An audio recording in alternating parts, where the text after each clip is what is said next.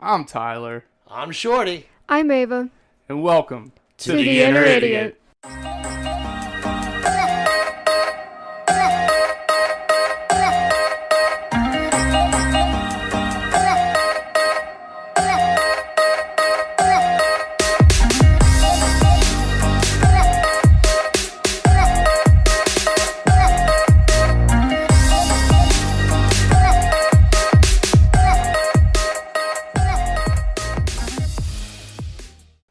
This podcast contains graphic language, violence, and other things that you probably should not let your children listen to.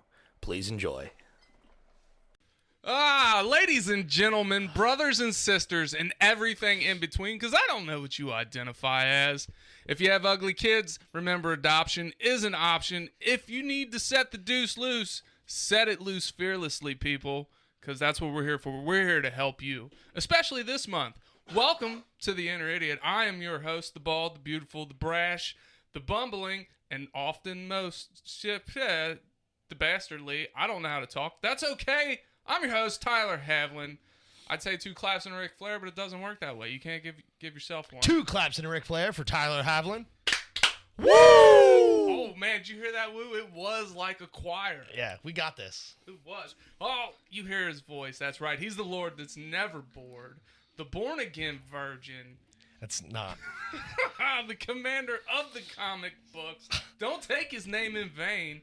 He's been petting kitties and grabbing titties since 91. Wow, I am bumbling today. 2 claps and a Ric Flair for Lord Shorty Fresh in the flesh. Woo! How you doing today, Shorty? God bless.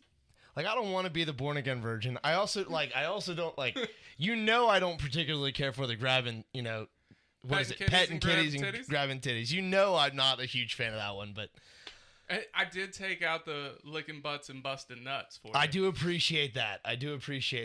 Whatever, but it's okay.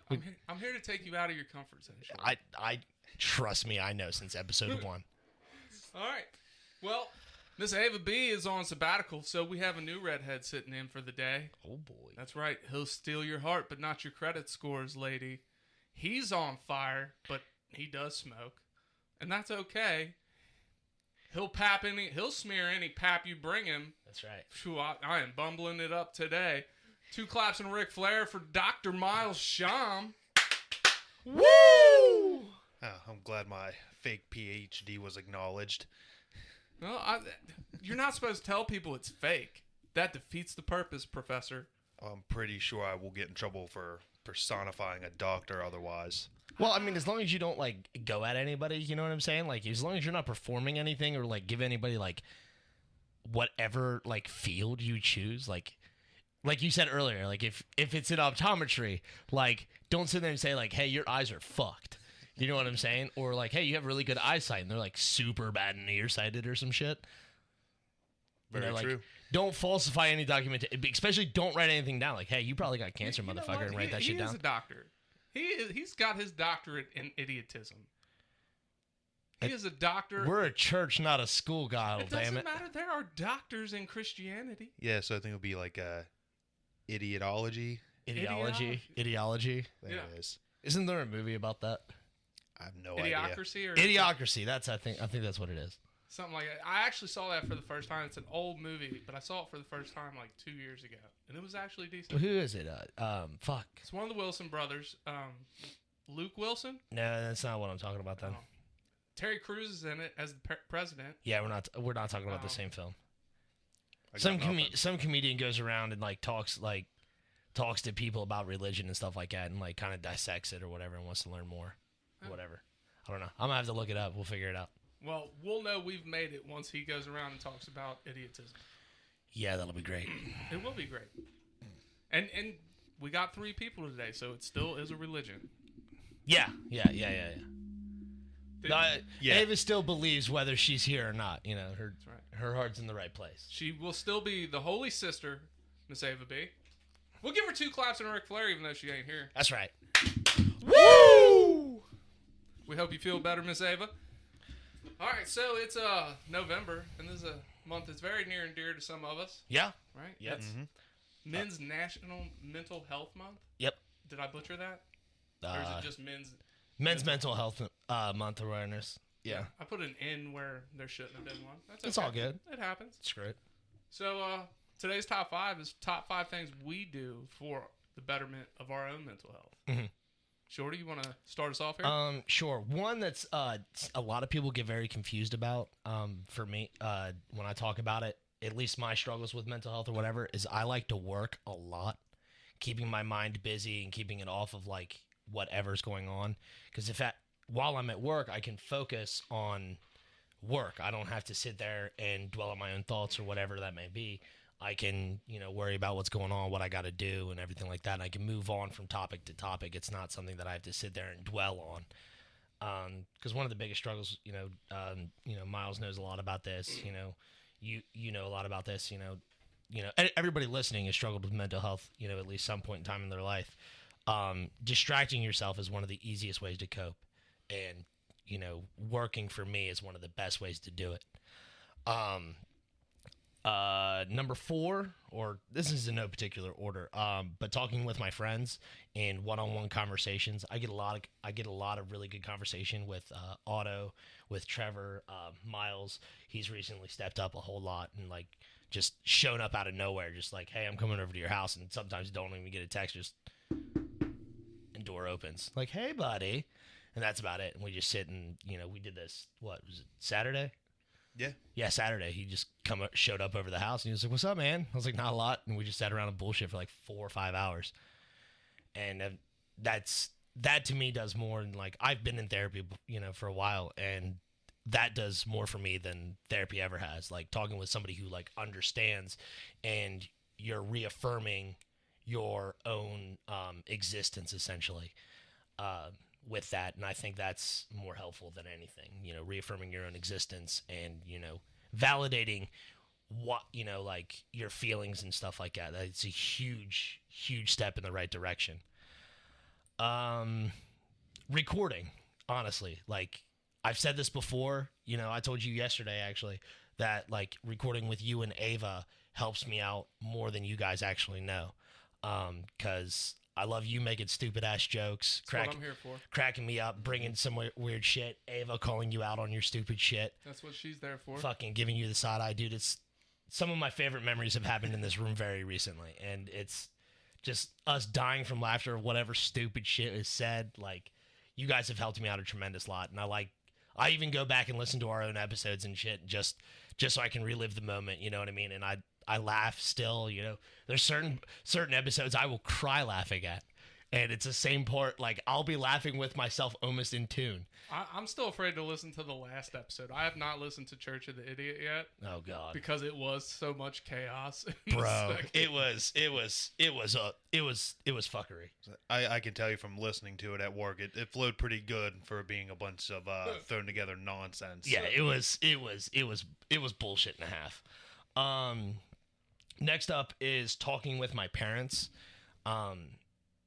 My parents, like, my dad always claims that he's not as wise as he is, but he's got a lot of life experience, and he himself has struggled with mental health a lot in his life. He lost his mother at a fairly young age. He was in his mid-20s when his mother passed away, and it took a real big toll on him. And being able to talk to him kind of about depression or whatever, like, he actually understands and whatnot. My mom gets it too, but me and my dad, especially as an adult, and kind of like opening up about it, because as a kid, you kind of make sly jokes and stuff like that, and kind of cover your pain with humor. That's a lot of people's coping mechanism, and it is one, as I've gotten older, I've gotten away from. It's one I don't enjoy because it doesn't help me at all. And but talking with my dad, he's able to bring a lot of different insight and stuff like that, and making me realize, and this goes along with like talking to my friends and everything else, making me realize that me and my thoughts are not alone in the world. Feeling isolated and stuff like that, like, I'm not the only one who feels like this. People are like-minded and they're also struggling, and when you're not alone, you thrive, and that's a huge thing. But the fifth thing, the most popular thing on my list, is playing D&D. Like, I've said it before on a few other things, other podcasts and things, that it is D&D is one of the most therapeutic things I have ever done in my life. Being able to play as Clarence, like, that is one of the accidental heartwarming characters I have ever played in my entire life. Hands down. And I mean, the moment I came up with him was just as a joke, and then I enjoyed playing him just because he was old, he was klutzy, and he was kind of a fumbling fool. And then we got to play him again in your campaign, Miles, and I ran with him, and all of a sudden he became like the star of the show for no reason. And like this 82-year-old man is walking around the middle of the woods with a goblin and a what is it? Earth Genasi, yeah. And he's out making friends, and dude, it was just the stuff that we would do, and like, especially with my past of being so violent and stuff like that, I was able to diffuse almost every situation I came across, because nobody wants to fight an old man, but they'll listen to him. So like even goblins and kobolds and everything would stop and like, hold on, this man's not a threat. And then I would start talking, and all of a sudden I have friends of all kinds. Shit, I'll fight an old man, easy win. Yeah, No, you don't fight no old man. Especially if they trip and fall first. Then it's like bad I get a form, head start. bad form. But no, it's D&D has seriously been a savior. You're thinking it's an easy win. He's just setting up a long con. Like, oh my god, he fell. I can get him. Then you get close, cane. You're done. Yeah. This could be true. What if He he's unscrews the hiding end of the cane and stabs you. Yeah, it's terrible. little pig stare? Yeah. But no, it's D&D has helped me out through several dark parts of my life and stuff like that. And, the guys have all been a part of that and just really, really helped me out. And it's a blast. I would suggest everybody give it a shot and don't think too much about it. Just make something silly, and eventually it'll turn into the most heartwarming thing you've ever made. Right, because D&D is what you make it. It's not like people are like, oh, it's nerd shit. I was one of those people. Sure. But then you play it and you realize, like, it's only nerd shit if, like, you make it that way. Yeah. And that's depending on what your definition of nerd is. Like, if you think it's something stupid, it's because you made it stupid. Sure. Like, it is what you make it, period.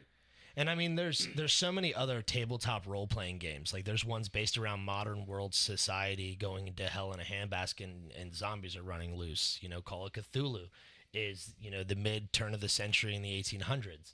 So, I mean, like, a lot of that stuff is at that point. You have steampunk-themed shit. You have pirates. You have, medieval. You have the medieval setting, which is basically D&D or whatever. And then you have real-world medieval settings. I mean, you have religious settings. I mean, there's all kinds of weird stuff. Sci-fi and included. I mean, it's super expansive. Like, there is definitely a genre of role-playing game for everybody. Like, I'm not saying D&D is it. I mean, D&D is what I prefer, but there is a setting out for everybody. If you like one specific niche, chances are there's a role-playing game for it. I guarantee it. But yeah, that's my top 5 of the ways I keep myself out of my own head and help with my mental health. It's good answers. Good answers. Yeah, Family all right. Feud Yeah. style. And next, Doctor. Let's hear your list. All right. No real order. And not all of these are necessarily good ways to cope with things. either. Sure. But you recognize they're not good ways. Oh, absolutely. Mhm. But there's still a way nonetheless to kind of help get through. So, first off here, I have like disassociating. So that can be anything. Like Shorty said, you get busy at work. You're able to focus on your task at hand and kind of muddle through. Diving into reading, gaming, hobbies of any kind like that. It's all just a way to pull you back from that mental state. And a lot of it helps. Friends and family, hanging out with you guys, me and Shorty talking, me and you talking, just having kind of someone that helps bear that load a little bit, give you some new insight. It's all very helpful. We have alone time, and this can go one of two ways. Sometimes you don't like to be alone. It's very bad because you're kind of stuck with your thoughts. Right. Other times you almost need to be alone to be able to, just unload it yourself, cry, be angry, beat up a pillow, whatever it takes, but that's your alone time. I prefer fornicating with the pillow before beating it up. It's a weird thing to say, but okay, continue. I mean, hey, as long as it gives you a good time, man, that's what's important. Yeah, I mean, you do you, Bugaboo, but I do me and the pillow. golly, You opened it up. I just walked through. I can tell. No, just no. We're gonna close that door. Nah, I'll open it later. Don't worry. Then we have stuff, like you covered a little bit, like self-deprecating humor. Mm-hmm. It's not good to do, but at the same time, like getting those little like quips out and like just letting that little bit go at your own expense. Sure. Sometimes can make you feel a little bit better because it's you putting it out there. Mm-hmm. So you get a negative reaction, a good reaction. Sometimes it doesn't matter. You just want some kind of, here it is, some kind of feedback in either direction just to feel a little bit Sure. better. And then sensory items. I made the joke before we started about like ASMR. Mm-hmm. A lot of stuff like that. I have things, little bracelets to mess with or hoodie strings, just something that you can touch and hold on to that's like real. It kind of pulls you back. Sure. Kind of like the same idea of like a fidget spinner or, whatever like that. Like people say that's for ADHD and stuff like that, but it's a sensory item, and that's a good way to be. Yeah, I get that. Is that your list? That is my list. It's a good list. I enjoyed it. I enjoyed both your lists. Good list. You guys are way deeper than me, and everybody knows that, and that's okay. So my list is centers around like the things I have wrong with me. So I do suffer from ADHD. Have my whole life. Mm-hmm. I suffer from Tourette's, depression. The way I deal with it, it's good for me. It doesn't work for everybody, but it's definitely good for me. So Right. I'll just start it off with, and mine are in no particular order either. I'll start it off with self-deprecating humor. For me, it's a good thing, and I'm going to explain why. Sure. I don't think it's bad. So the way I look at it is I have lines I won't cross in humor. Mm-hmm. There's not many of them, Yeah. but there are lines. There Mm-hmm. are things that I don't find funny. So what I like to do is I'll make fun of myself. Mm-hmm. And here's why I do it. Because if I can laugh about something that I feel is wrong with me or something that I feel is not going the way I want it to go, if I can laugh about it, it tells me that, hey, it's not that bad. You can either fix it or you can just live with it. Sure. It really isn't a bad thing. Being overweight, being bald. I make fun of these things. These things truly bother me. Mm-hmm. But at the end of the day, one of them's my own fault and the other one I can't help, but I can laugh about them. So that tells me it's not that bad. I can deal with these things. Sure. You know what I mean? So the self-deprecation, that's how I look at it. Mm-hmm. And if it's there has been times when I've made fun of myself and I was not able to laugh about it. So that's like, all right, well then I need to find a fucking solution for this. That's a line. Like, that's where you draw a line. Like, Yeah. okay, that's when you realize something is a problem. Right. Yeah. It makes sense. Mm-hmm. So now we'll go back to the being alone thing. Here's the thing. When I'm feeling depressed, alone is not a good place for me. No. It's not. I feel like I need it, but it never helps. Mm-hmm. But what I do when I'm alone is I talk to myself. I will Sure. have a full-blown conversation with myself, replay events, replay conversations, and have them with myself Mm-hmm. to see where I went wrong or to see where maybe somebody triggered me or Sure. something like that. So I talk to myself a lot, and yes, I talk back. It is like a full-blown conversation. Well, It's great. I'm going to record one of them one day just so I can go back and make fun of it afterwards. I mean, I talk to myself consistently all throughout work and stuff like that, and that's why, like, that right there is exactly why I don't like I can't be alone because I drive myself up a wall. Because that's why I work so much, because none of my friends are available as much as I can work, so I just stay there. And that's why I can't sleep I have to have something on when I sleep. Music, a TV, something. Mm-hmm. I need some form of chaos to occupy my brain, or else I will just sit there and have conversations with myself. I'm the same exact for way, 8 dude. fucking hours Same until exact it's way. time to wake up. Yep. Mm-hmm. And people don't understand that, like, well, how you sleep with the TV on. Well, this is why, because if it's not on, if there's not music, if there's not something, I'm not gonna sleep. Mm-hmm. And that's just the way it is. I can't help it. Right. It's the way my brain works. The next one is this podcast, and it feels like the cliche answer, but it really is the right answer because it falls into another one of it falls into two other coping mechanisms. the self-deprecation, the making fun of myself, and then it's also gonna tie into another one I got coming up. But talking to you guys, having guests on, getting different points of views. Sure. I struggle with wanting people to like me. So, like, when I get positive feedback from these shows also, like, that really helps my mental health. Like, Yeah. that helps me. It boosts your self-esteem. Yeah. When people are like, hey, you guys are fucking hilarious, I'm like, thank you. Yeah. All right. So, the next one on my list is sex and masturbation. No, that makes complete sense. And, and here's the thing, that goes hand in hand with people liking me. Like, if my old lady has sex with me, I'm like, damn, she likes me enough to touch my pee-pee. Like, that's pretty fucking awesome. If I masturbate, I'm like, I like myself enough to touch my pee-pee. Mm-hmm. Because dicks ain't pretty. No. They're not. No. And if I'm willing to touch something that ugly, or they're willing to touch something that ugly just to make me happy, it's like, I do like the usage of pee-pee as genitalia. It just feels so natural. It's on point. It is, isn't it? It's something. It's something, that's for damn sure. Whether it be myself, another person, a pillow, it doesn't matter. I told you I'd open that door back up. Sometimes you gotta find just that perfect pillow.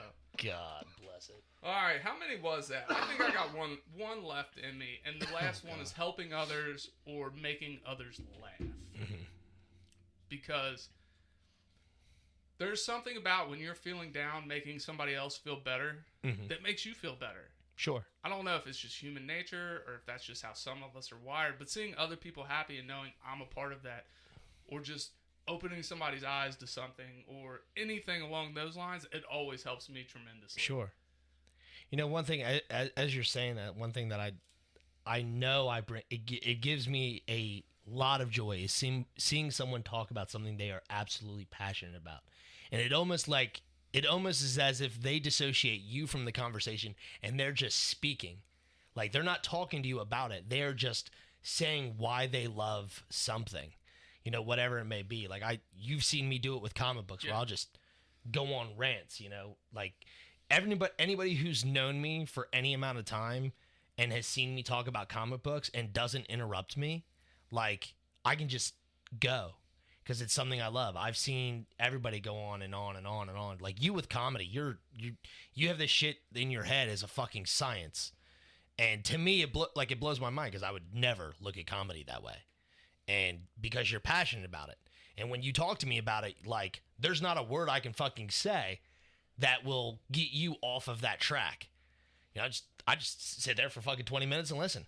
You know what I mean? Like, I see Otto do it with Greek mythology and, you know, or not even just Greek, just any mythology, you know, and he just goes nuts and nuts and nuts with it.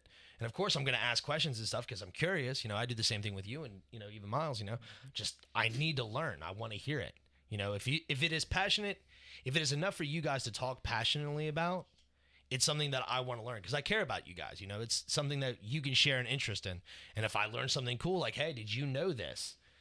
And you guys can say either no, that's interesting, or yes, here's some more facts about that, and just educate me further. And I love doing that. And that's one of the best parts about it is when somebody else can pull you into their world. Oh, yeah. Because, I mean, it broadens your horizons, and it gets you into things or makes you try things that you wouldn't typically try that eventually could become a coping mechanism. Like, when did you start playing D&D? It was not that long ago, comparatively, right? No, it was only... Let's see. I was about 24 when I started, and it was just because I had a bad experience when I was a teenager.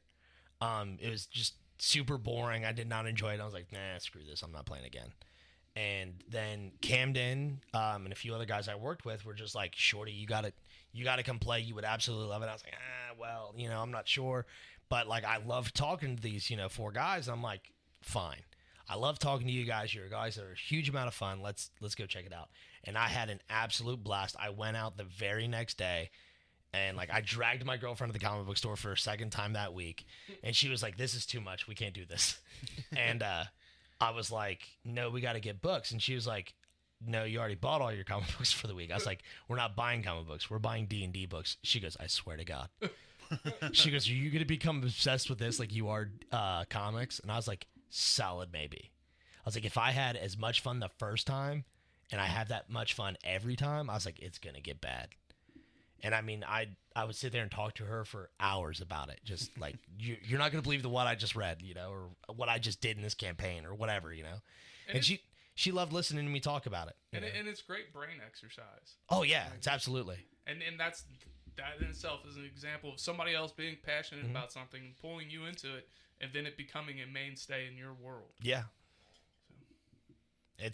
It's so much fun doing that. You got anything to add, Miles? Doctor? Yeah. No, I mean that's really the biggest part of any of it is just being there for whoever needs it and having people be there for you in return. Right. One of the biggest things I think is a lot of people struggle with is asking for help.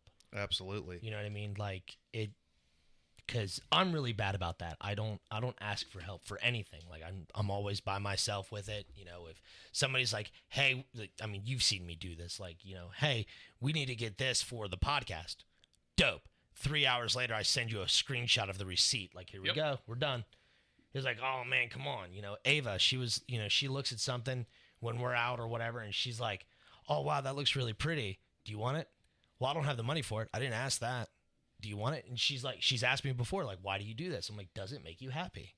Yes, then that's enough for me. If it brings you a fucking smile, by golly, I'll do it.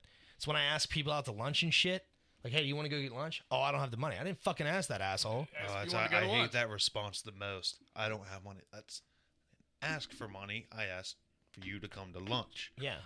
Like, it's not, I don't care. Like, the food is something you can, like, do while you're talking. And it took me years for me to get one of my friends to fully understand that, because she's perpetually broke.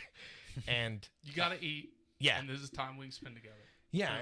And we always have very good conversations, whatever. And like for years, she was always, Shorty, I don't have the money. Like, I always feel bad because you're always buying lunch. I was like, I'm not going out to eat with you because I want to eat. I'm going out to eat so we can spend time together. And she was like, well, why?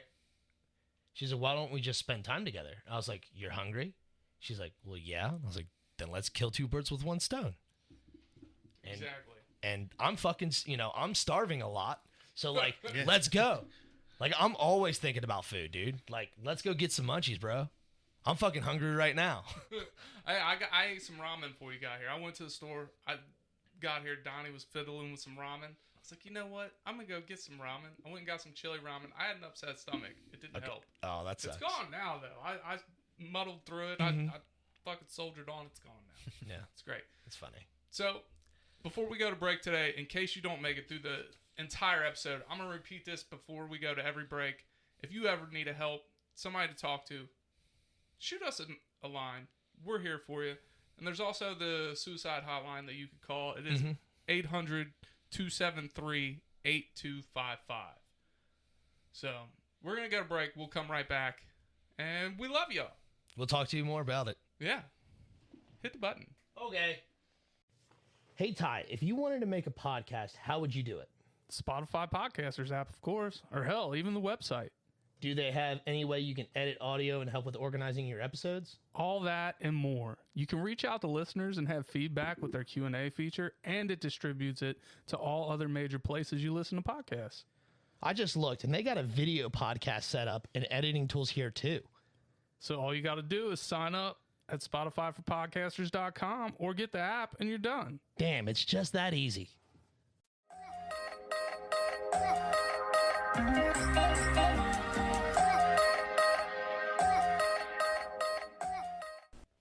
And we're back.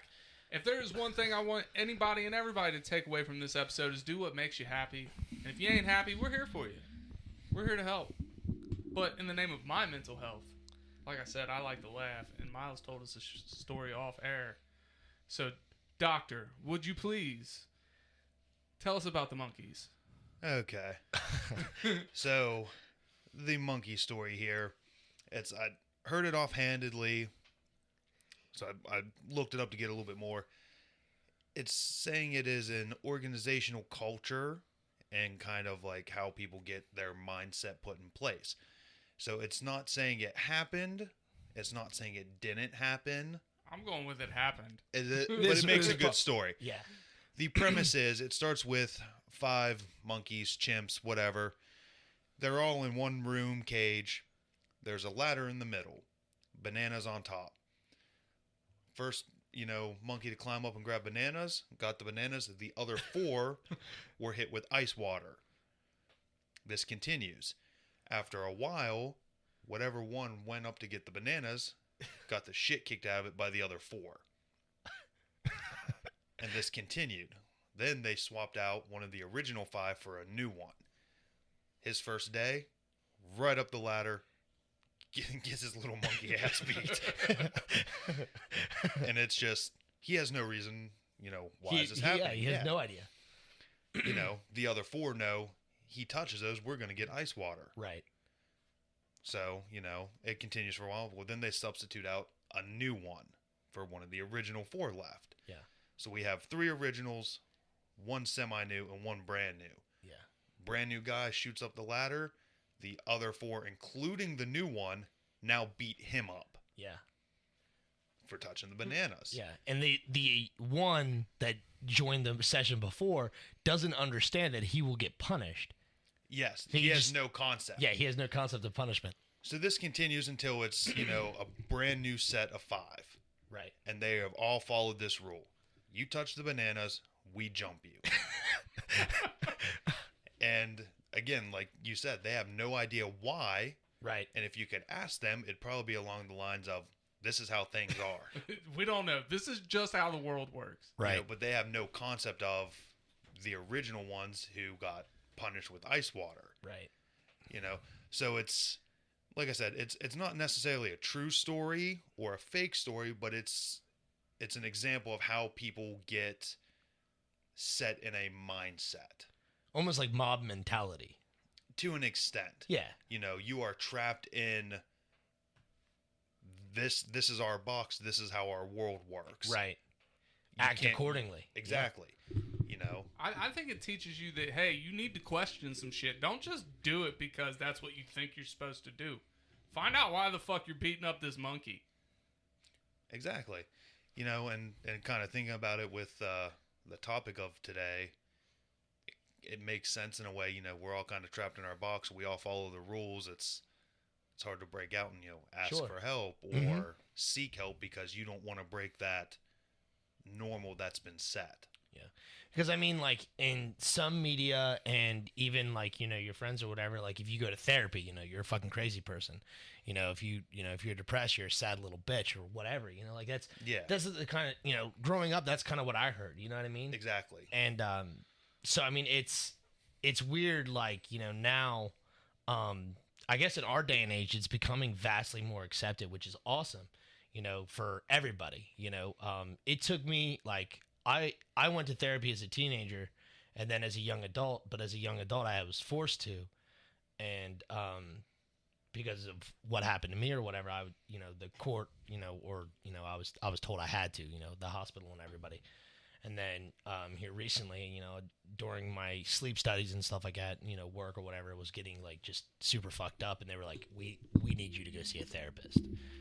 All right, cool. So that's what I did. And it's not something I didn't want to do, but like, as a teenager, I didn't understand why I was going to therapy. You know what I'm saying? Because I didn't realize I was sad. I was angry. And that's why a lot of people, especially men, deal with sadness is they act out in anger of some kind. If they're upset with whatever, they just fucking go in fits of rage. And because they don't know how to understand what's happening to them. You know what I mean? Because, as a kid, you start crying or whatever, your dad or whoever is man up. That's a big one that's said. Rub and some that's fucking dirt on it. Exactly right. That probably fucked you up as a kid, hearing that, and it would have been better, like, your dad just reassuring, like, yeah, no, it sucks, but it's going to be okay. Like, let's sit down and chill, for a second. And I think that's one of the biggest things, in today's day and age, it's getting better, a lot better.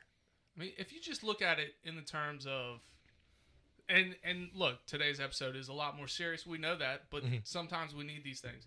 If you look at it in the terms of children, when you ask, a doctor will tell you they're going to have fits, they're going to have outbursts because they don't know how to verbalize or even understand what's wrong or what they need. Yeah.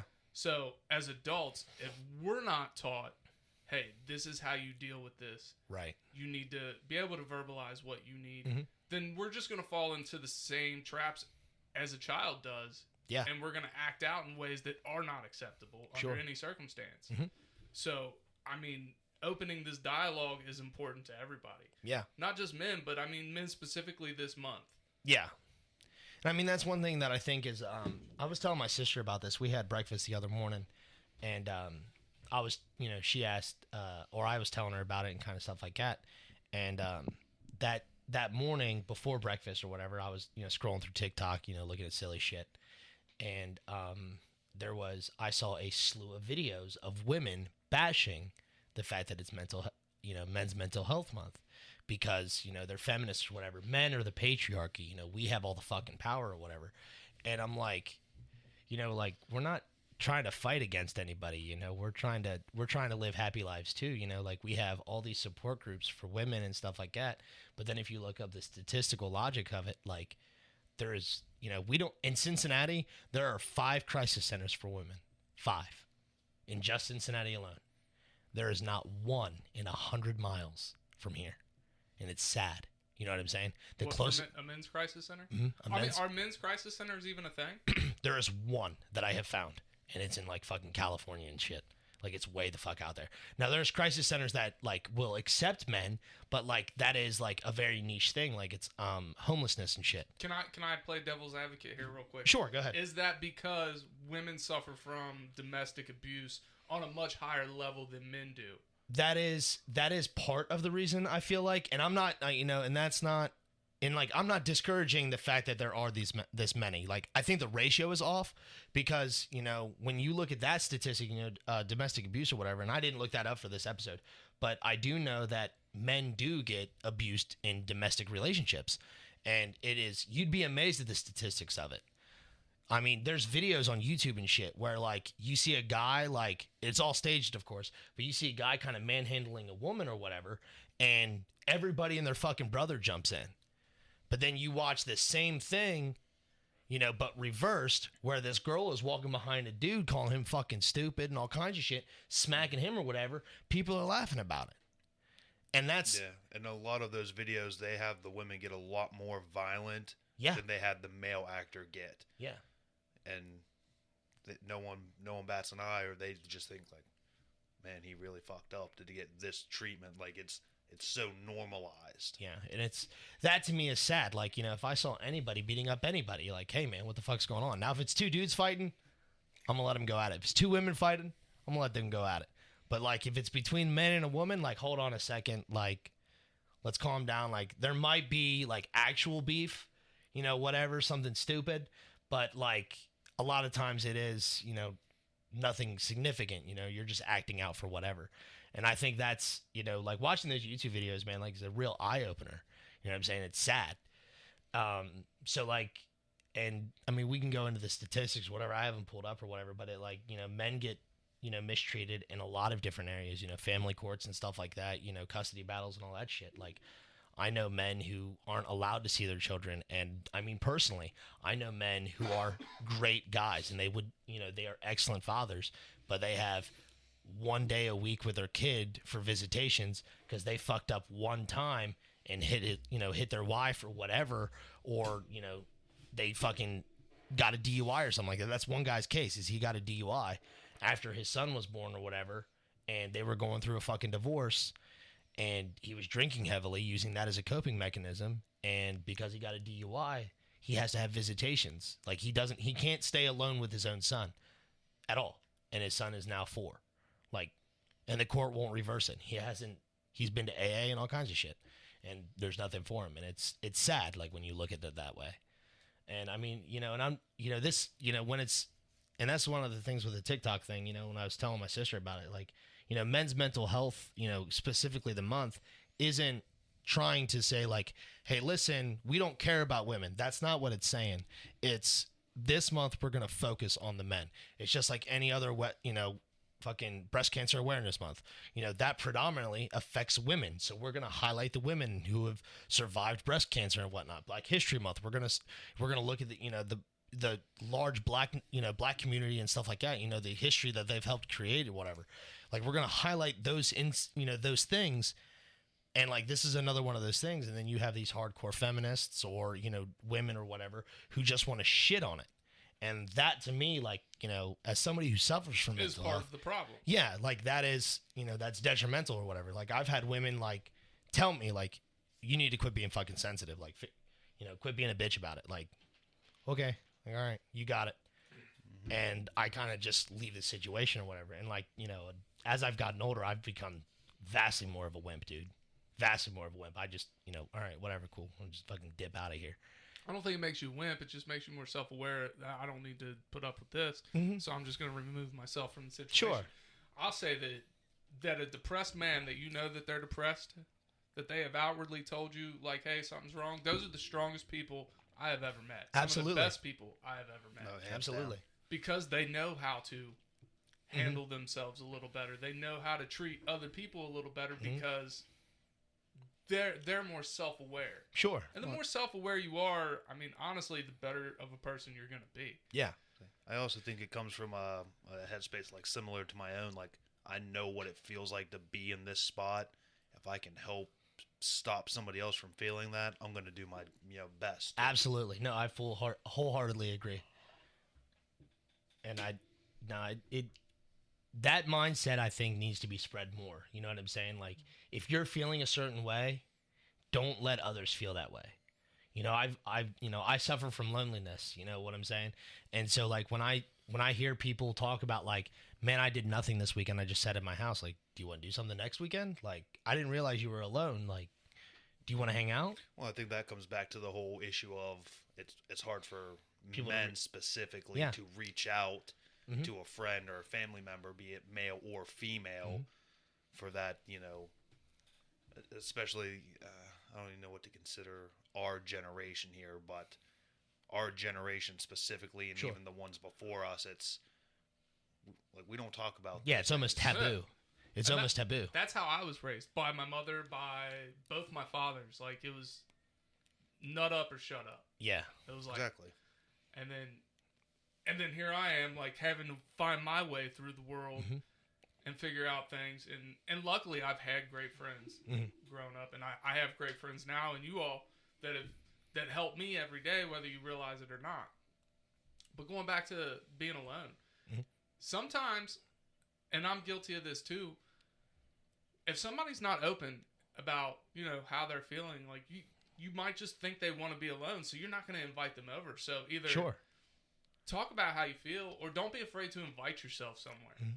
If one of my friends invites themselves to my house, I'm not going to turn them away. Absolutely. For one, I like hanging out with you guys. Yeah. You know what I mean? If one of you guys shows up at my door, as long as I'm not putting my kids to bed at that moment, I'm going to be like, come on in. If I'm putting my kids to bed, I'm like, give me a minute. Right. But I'm never going to turn away somebody at my door. Well, like, Miles knows this, you knows this, and any of my friends, like, I straight up say, like, you don't even have to fucking knock when you come over. Just come in and chill. Like, hell, Otto has woken me up before. Like, he's had his string of bad days, and he'll just come in my room and say, hey, shorty, get up. Fucking crawl the fuck out of bed or whatever. Like, and, even having insomnia, I tell these guys, like, sleep means absolutely nothing to me if you guys are struggling. You know what I'm saying? And I can't stress that enough. Like, I sleep 2 or 3 hours a day, but I would sleep none of it and struggle through work just to make sure you're okay and you had somebody to talk to. I'd much rather deal with it. Yeah, exactly right. I don't want somebody to feel the way I have felt before. Well, you got some Statistics? Yeah. Shit. Yeah, they're more facts about it. They're not laid out like statistics or whatever. One of them is. But specifically, there's other signs that give us a bigger picture of the state of men's mental health. This was updated in October 1st of 2021.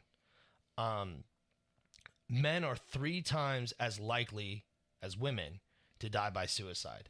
And one thing I did read, going a little bit more into that, was saying, like, it's not even just about depression.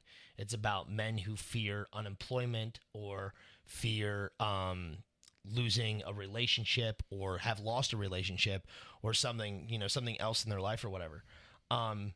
Because the fear of failure is a huge component in that. And as men, we are almost viewed as if the only thing that matters is our accomplishments. And I've seen that a lot, growing up or whatever. My dad often, like, his bouts of depression was from not being able to get us what we wanted for our birthday or Christmas or whatever, And as a kid, I didn't realize it, but as an adult, like, he's really opened up about it, and it blew my mind, because I've told you, and you guys, but like, I had a very blessed childhood. You know what I'm saying? Like, I might not had like all the luxurious shit, and fancy toys and stuff like that, but my parents gave me everything they absolutely could. And as an adult, I hear my dad complain, to himself that he wasn't able to provide for us. What? And he said, yeah, not being able to get you, the game system or whatever you wanted for your Christmas or your birthday. Like, he said it really bummed me out because I would ask for it, and he was like, sorry, bud, can't afford it. As a parent, that is a big thing for me. Yeah. And I'm sure Miles can attest to this. Oh, yeah. Like, you want to give your kids the world. Yeah. As a father. And I'm sure mothers do too. Yeah. But as a dad, like, I want to get my kids everything they want and everything they need. And sometimes all I can do for them is what they need. And whereas it's even hard for me to say this, whereas that is being a successful parent, it still doesn't feel like being a successful parent. Right, because you always feel like you can do more, or you should be able to do more. And, I mean, that's one thing I don't understand because I'm not a parent. You know what I'm saying? I mean, I have my nieces and nephews that I absolutely love providing for and getting them everything they can, and my friends, that's what I include. But I see this kind of stuff go on with men, and it blows my mind. Like, you guys are doing great. Like, you both love your children more than anything in the world. I see you guys fight for your kids, and there's nothing more in the world that any kid could ask for. Because I've seen deadbeat ass dads who could give a fuck less that they have a child, and that fucking pisses me off. Like, dude, you know how much I would fucking slaughter to have a child and like have a loving wife or whatever? Fuck you. You're a piece of shit. Back on topic. Men aged 40 to 49 have the highest suicide rate in the world. Like that, I don't know why, but like, and that, I guess that goes with like the losing of a job or relationship or divorce or whatever. I would also put that, that 40 to 49 you said, well, just for me and even you, that's prime kids hitting 18 to 21. They're going to start moving out, They don't need me anymore. Yeah. And I'll tell you now, creeping in on 40, I'm still a few years away, but I don't feel like where I should be in my life. And I know that's affected me a lot lately. Yeah. Whereas I'm in a good spot, but I don't feel like where I should be where I'm at. And it's affected me mentally lately. So I think that's a lot where that age range comes from because, let's face it, men mature a little slower than women. Yeah. So absolutely. I'm hitting 40. I'm getting close to 40, and I'm really trying to evaluate my life and like, what the fuck am I doing? So I mean that affects me. So You'll have that. Your place in the world is still being questioned. Like I said, kids are hitting that age where they're starting to sprout out and go their own pathway. It kind of, that little bit of your fatherly role, however successful you think you're doing, is now really kind of put to the test. Like, they don't really need me anymore. What do I do with myself? Now, see, one thing I know, talking with my dad or whatever, he got really bummed out when I turned 18 and moved out because I was the youngest, and he told me that all the kids did this. But for me, it was the hardest because growing up, me and my dad have always been super tight. And, as soon as I turned 18, I had all the freedom in the world. I could do literally whatever I wanted. I moved out. I had my own car. I could thrive. And I was probably about 20 years old. 2 years or whatever. But I went weeks or months without seeing my dad, and I didn't think nothing of it because I knew my dad loved me and that he knew I loved him. But then I started coming around more, and he was like showing genuine appreciation for me making effort. And like now, he's my best friend. I call him whenever the hell I want. I spent an hour and a half on the phone with him yesterday. Like, I called him for no reason. But I was like, "Hey, Dad, what's going on?" "Oh, not a lot. Playing Minecraft." And we talked for an hour and a half just about whatever. We talked about our trip Saturday, down to the taco shop and Kangaroo tacos and tarot cards. yeah. I mean, we saw all kinds of weird shit. My dad gave me like, he told me a story about his life growing up that I never knew. And we went into this huge discussion about faith and where it lines up with all this kind of stuff. I mean, it was crazy. And then I have breakfast with my mom, and that lasted 3.5 hours. Yeah, that lasted a while because I was waiting to call you. Yeah. I was like, he's like, "Hey, do you work? Are you staying over?" I was like, "No, I'm off work, but I'm having breakfast with my mom." I didn't get done with breakfast until after 10 o'clock, which is when I would have gotten off of work. And I was like, I told my mom, I was like, "This is ridiculous. Like, how did we sit here for this long?" And Mom's like, "I don't know." Like, it got to the point my mom was like, "We need to leave the restaurant. Like, we're taking up this lady's table." Like, "Yeah, you're right. It's getting busy." So and then we stood in the parking lot for another 45 fucking minutes. Mm-hmm. Like, it was ridiculous. I think it's just part of, us growing up and, kind of connecting on how our parents were with us when we were younger. Yeah. So there's a lot more to talk about. We might not get to see each other as much, Were you close with your parents? Yeah, I still am. See, I was raised. You go do whatever the hell you. I didn't spend time with my parents. I spent next to no time with my parents. I knew my parents loved me, and they did. And it was just their parenting style. I loved my parents, but I spent absolutely no time with my parents. Wow. None. From the moment I woke up, I was outside. I come home, I eat dinner, and I'd go stay at a friend's house, or I'd go play some more. As soon as I come back in, I went to my room and played. I didn't hang out in common areas of my house. Me and my brother, we'd go run off, do our own shit. When my sister got old enough, we'd go run off, do our own shit. I did not spend a lick of time with them. Now, when you say you go home and eat dinner, did you guys have like family dinner around the table and stuff? Yeah, we would sit around the table, but it was also, we didn't talk much once we were eating. Once we were eating, we were eating. Right. Because my dad, my adopted father, he owned his own company, and he would work till dark every day. Sure. No matter, middle of summer, it gets dark at 9. That's how long he's working. He owned his own company, did construction. You have to work with the light. Yeah. Basically. So I didn't get to see him much, but he did do a good job of growing up of a few things that I don't. When he had a free day, he tried to do something with us. Sure.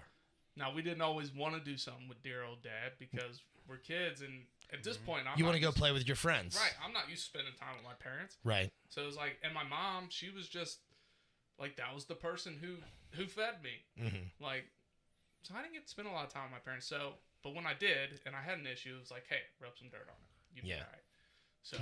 Yeah, mine was similar to that. You go run around with your friends, you're at school, whatever. Excuse me. But we still had, dinner time, everyone's sitting around, or, we might hang out in the living room for a little bit in the evening before we all kind of like went to our room type of thing.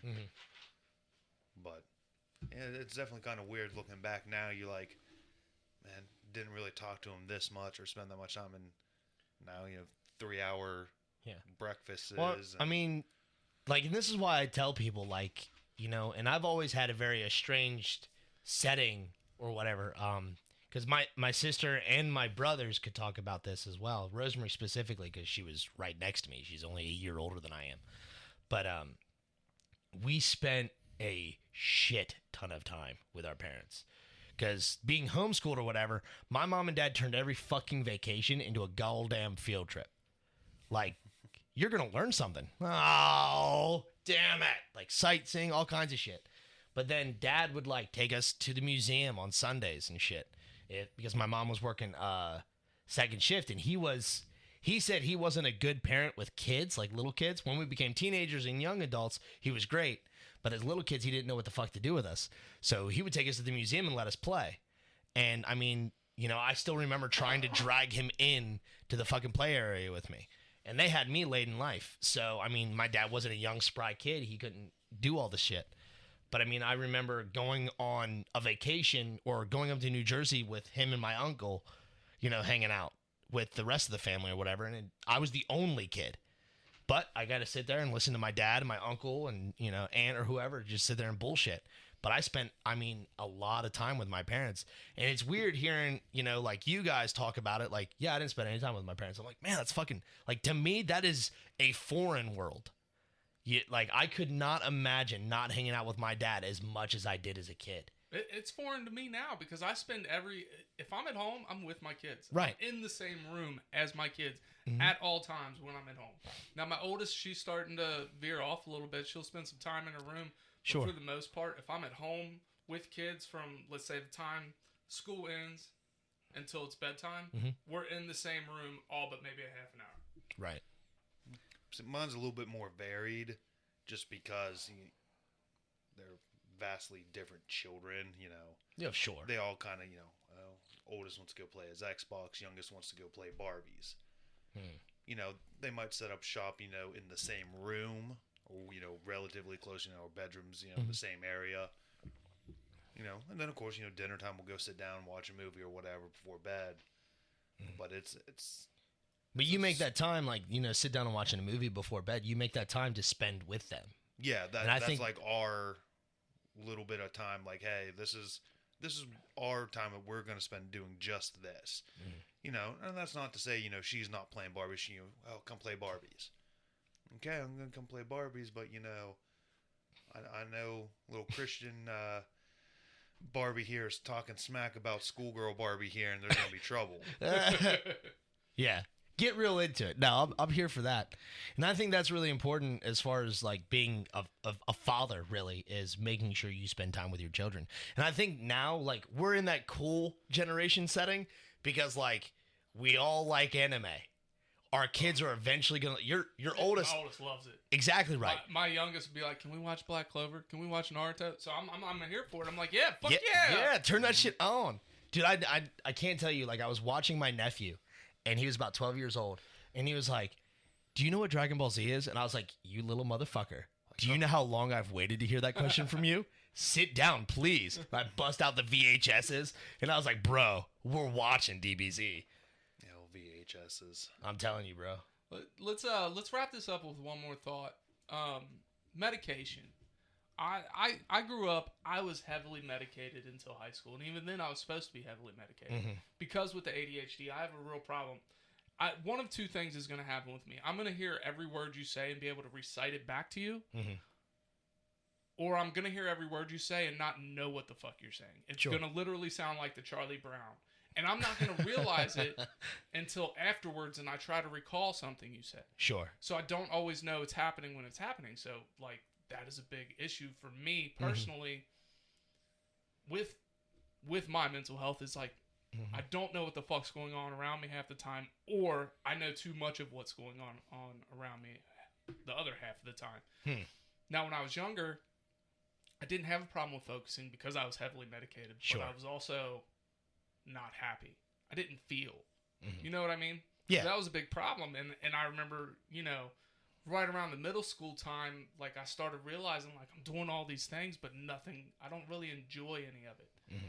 Playing all these sports, I don't really care for it. I'm in martial arts, I don't really care for it. Like, I could sit and play video games for hours, but I was so enthralled, and I'm like, I didn't even know if I was enjoying them. It was a means to an end. So I personally, they give me my medicine. And that's escapism.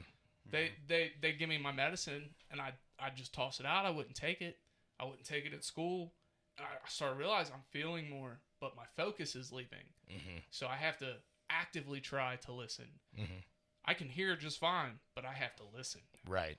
So what are your all's thoughts on medicating? Because I know it's really helpful for some, but for others like me, it changes who I am at a core, and it takes away joy.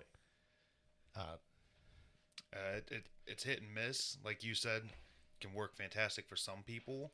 Others not so much. Myself, I didn't start getting medicated until young adult. I was medicated in kindergarten. Yeah, I'm talking. I'm 19, 20 years old. I'm out on my own type deal, and it just sapped everything from me. And I'm not even talking about just like emotion. It was just desire to eat gone. Sleep gone, and I just there's chunks of times that I have no recollection of. There'd be times I'm going into work 8 a.m, I'm popping in behind my desk, and then boom, it's lunchtime. I just lost 4 hours of my day, and I have no idea what happened. Right. So it was not fun. Yeah. And my my experience is like the only medication that I can actively recall how I felt on was mood stabilizers, and I could not tolerate it because because I was so erratic and angry and stuff like that. That's when I got on them. I went from going 60 every second of the day, just pissed off, to chill as shit. But with that, I had no desire to do anything. I was very melancholy. I was like, yeah, sure, whatever, cool, neat. I wasn't excited about anything. Even the shit that I loved, I didn't care about. I was like, all right, whatever. Like, I just blew shit off all the time. My friends wanted to hang out. I'm like, eh. Like, I didn't want to do it. I would just sit. And the medicine made it to where I couldn't focus on even my own internal. So I couldn't sit there and, like, gather why I was sitting there. I was just numb. You were just there. Yeah. And it might have been the antidepressants as well with that. But then I stopped taking the antidepressants, and that still didn't fix anything. So then I got off the mood stabilizers, and at the time I was in therapy, and I was discussing it with my therapist because he had asked if I wanted to go on the medication. I told him no, because this is the way it made me feel and stuff like that. So it is, and I know Camden specifically, he needs his medication. He says he does. But every now and again he has to take a break from it because the medication, the antidepressant specifically, is what he's on. And I don't know exactly what kind, they're all different. And some affect people differently.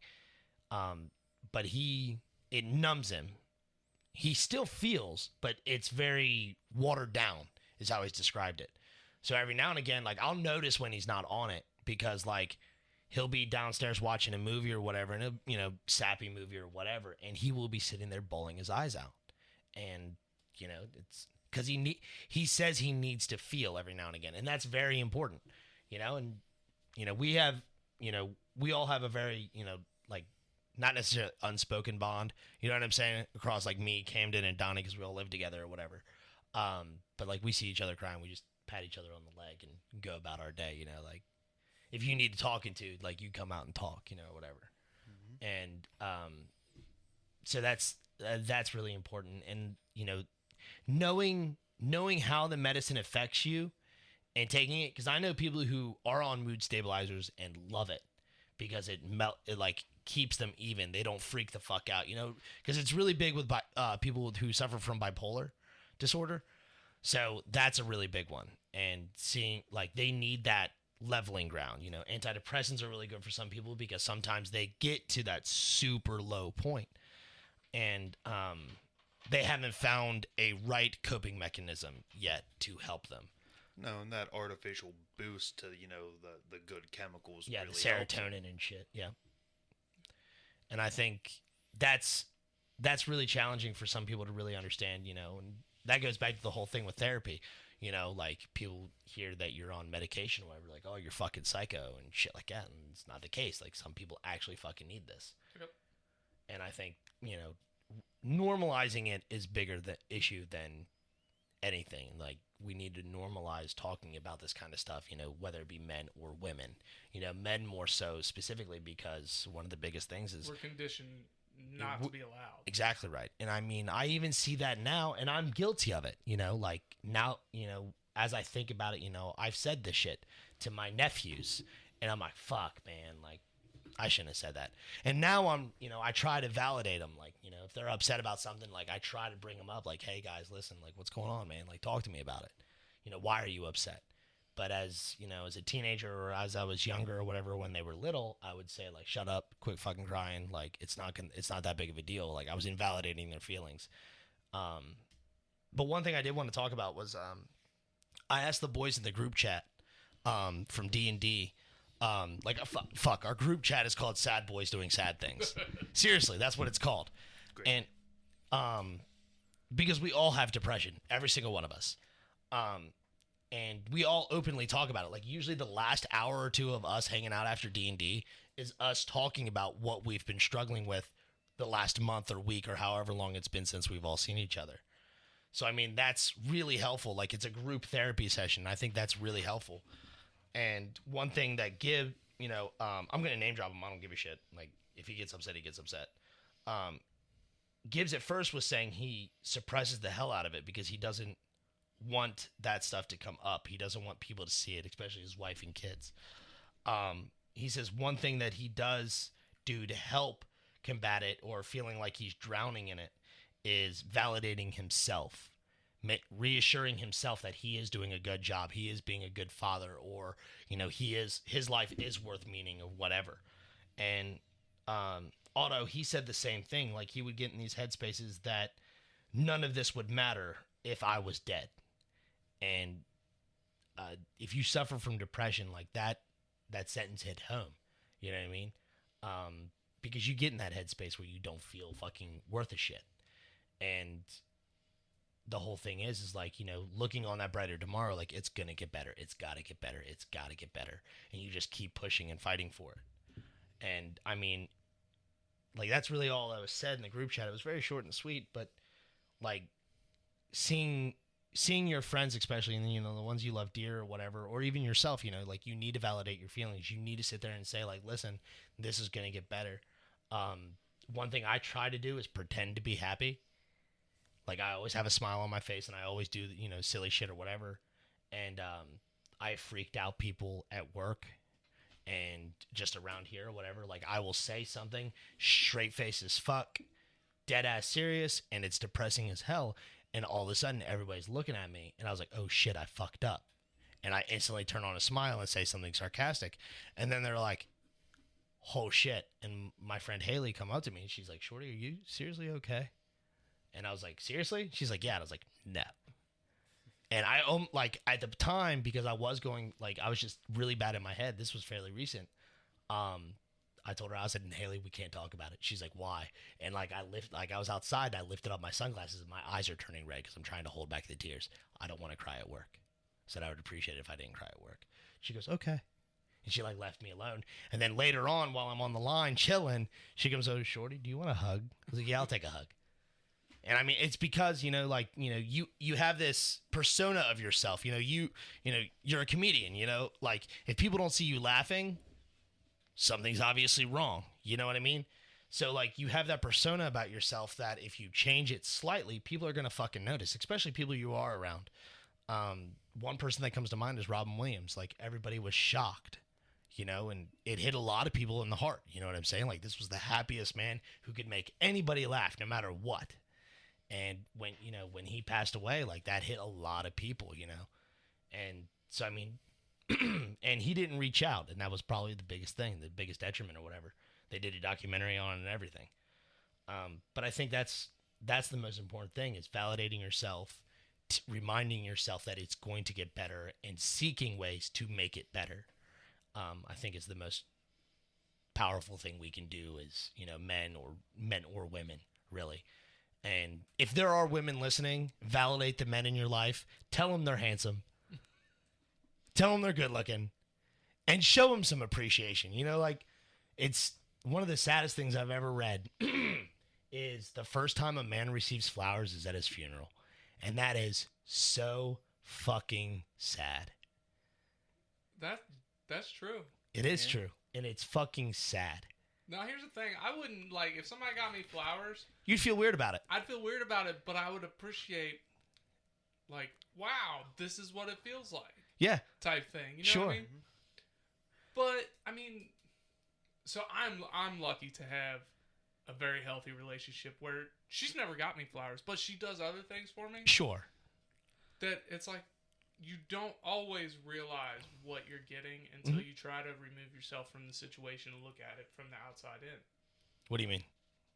So she'll just pick me up things that when I quit smoking, after a month, she went out and she got me a couple shaker bottles, some dark chocolate caramel stuff because I love dark chocolate. I was like, what's this for? She's like, yeah, you ain't smoked in a month.